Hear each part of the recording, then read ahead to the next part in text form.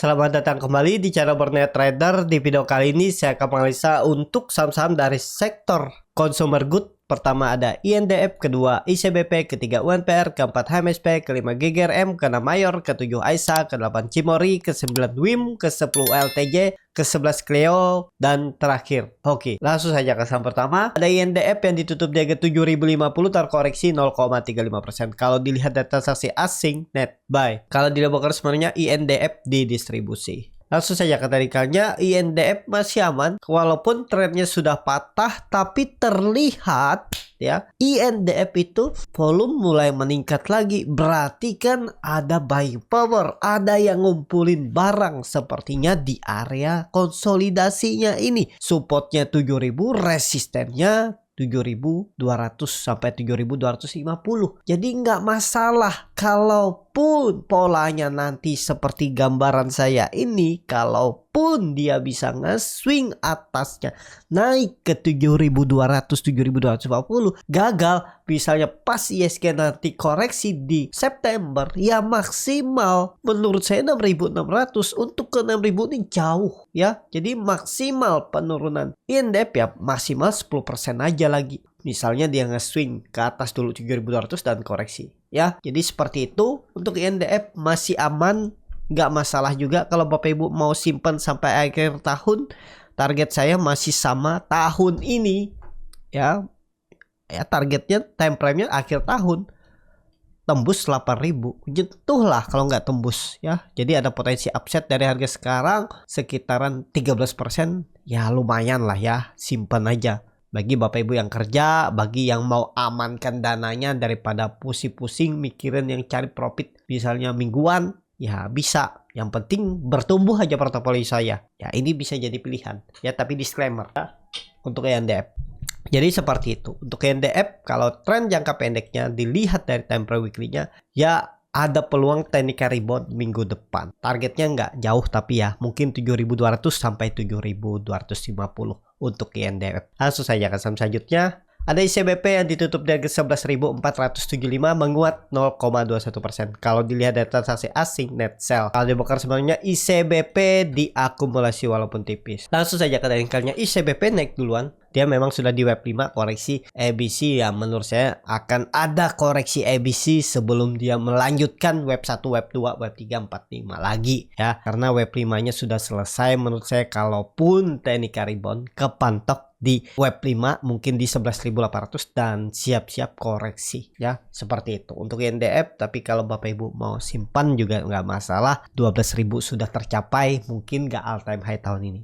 Kalau saya waktu itu targetnya memang 12.000 aja dulu tercapai, dan memang tercapai waktu itu dari 9.000-an. Dan kondisi seperti ini ada peluang sih menurut saya bisa all time high sampai akhir tahun. Kita lihat aja nanti untuk ICBP ya, seperti itu. Langsung saja ke saham selanjutnya. Ada UNPR yang ditutup di harga 3.700 menguat 0,54%. Kalau dilihat data transaksi asing net sell. Kalau dibongkar semuanya UNPR di distribusi. Langsung saja ke teknikalnya, UNPR terus membentuk lower high lower low dan mungkin gak jebol. Kalau dilihat ya dia turun dengan volume kecil. Untuk naik tinggi sih sepertinya susah, tapi untuk potensi upside-nya mungkin ke 3.880 itu bisa ya. Karena ini UNPR pas di area support dulunya double bottomnya di 2022.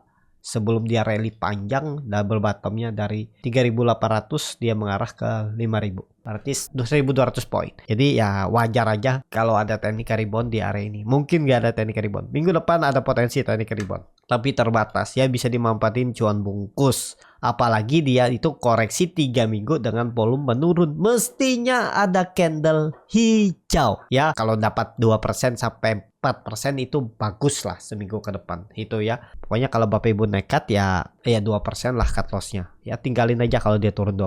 Tapi disclaimer ya, karena pas di area support ya 2% aja, kasih toleransi seperti itu. Untuk UNPR langsung saja ke saham selanjutnya. Ada MSP yang ditutup di harga 885 menguat 0,56%. Kalau dilihat data transaksi asing net sell. Kalau dibongkar samanya HMSP di distribusi. Langsung saja ke teknikalnya. HMSP, waduh jelek juga HMSP ya, di bawah 900. Tapi ya masih bisa ditoleransi lah. Kenapa? Karena baru 3 poin ya. Gak nyampe 2%, 3% dia turun ya, masih aman asalkan Senin rebound. Kalau Senin dia koreksi lagi ya gagal. Targetnya 800 lah.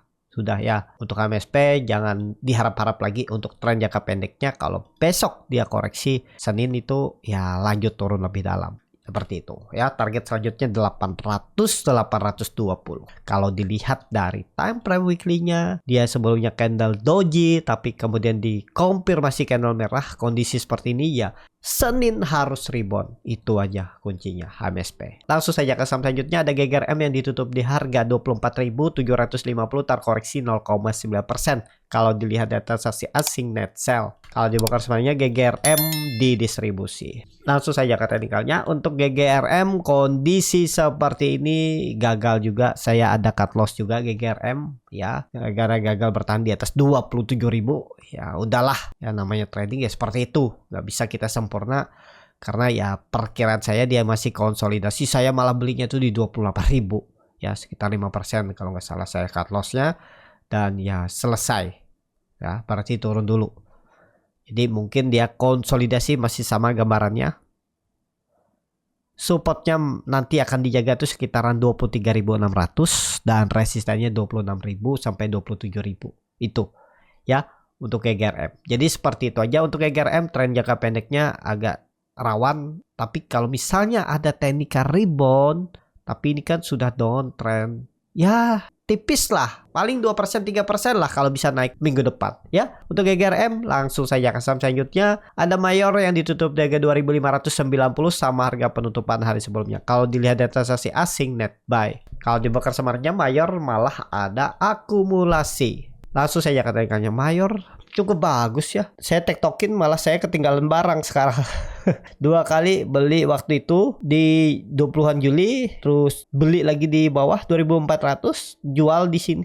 Gara-gara dia ada koreksi itu saya jual ternyata hijau ya, tutupannya di tanggal berapa? 4 Agustus. Habis itu ketinggalan, saya nggak ada barang lagi. Ya udahlah, seperti itu. Memang trading ini kan ya musuh terakhirnya itu bukan market. Market ya gitu-gitu aja. Kalau kita punya trading plan, sistem trading yang bagus ya kita bisa ngikut market walaupun nggak sempurna. Tapi ya karena musuh terakhirnya tadi yang seperti saya bilang itu psikologis, diri sendiri, itu yang kadang ya mengganggu. Kadang profitnya bisa tipis, kadang cut loss-nya bisa dalam karena muncul harapan ya. Karena paling susah tuh mengendalikan diri sendiri ya. Di apapun pekerjaan dalam kehidupan, kalau Bapak Ibu disiplin dalam hidup tuh memang susah ya. Pasti ada kasih toleransi.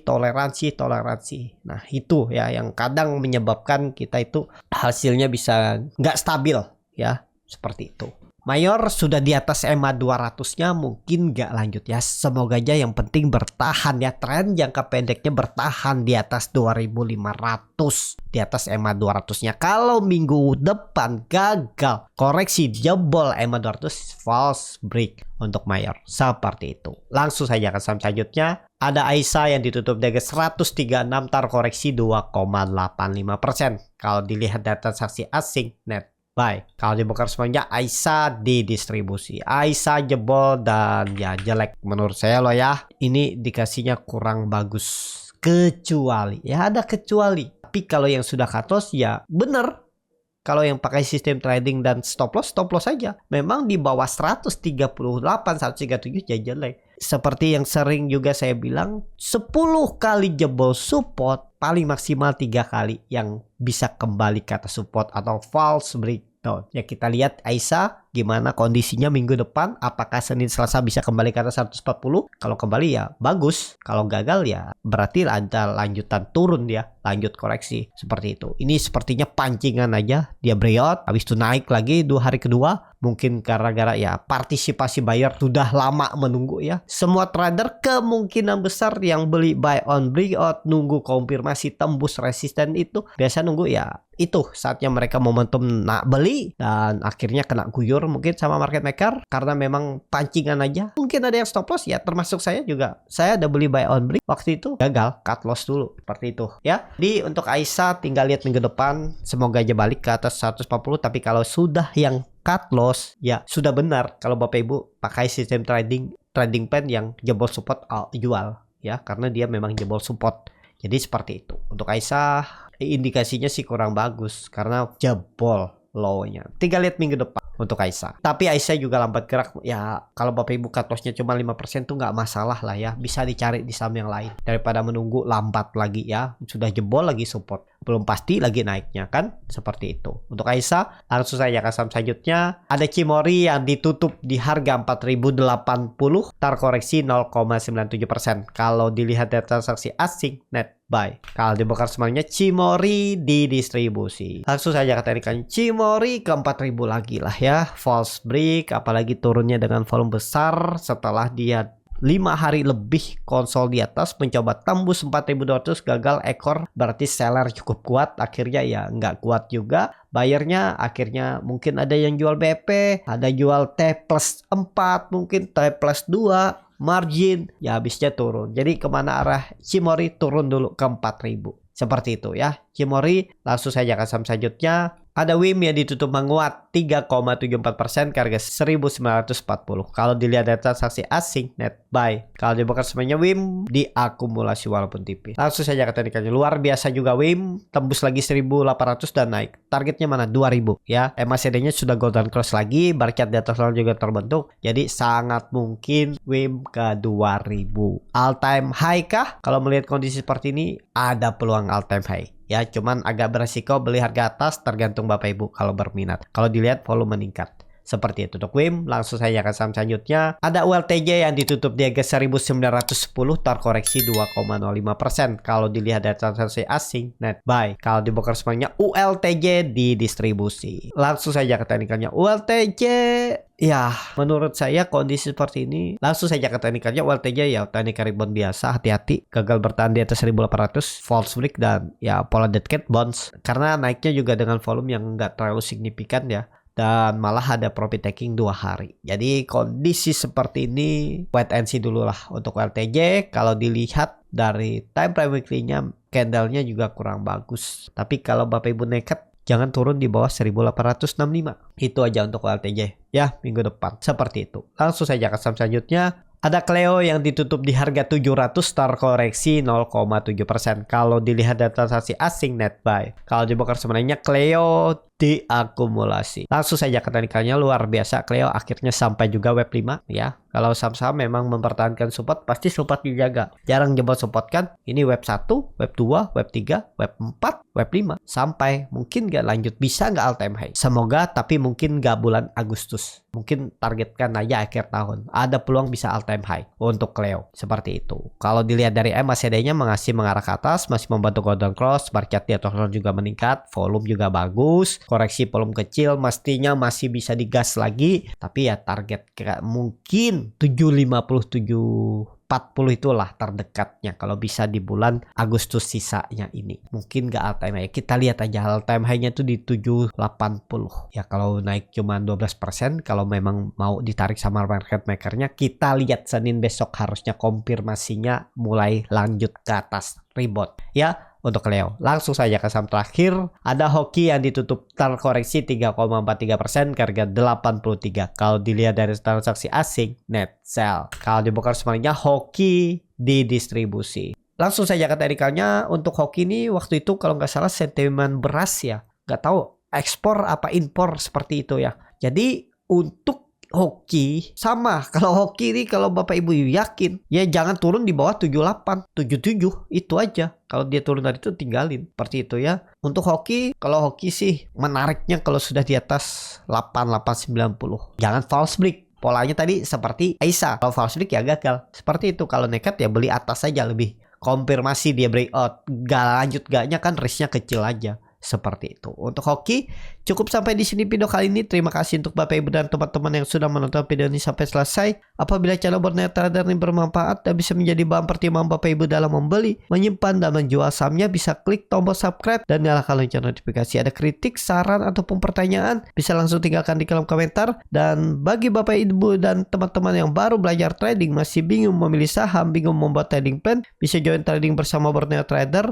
Nanti dipilihkan saham-sahamnya dan dibuatkan trading plan-nya beserta chatnya dan juga free konsultasi portofolio. Kalau tertarik, DM Instagram Borneo Trader. Sampai ketemu, tetap semangat dan semoga bisa terus cuan.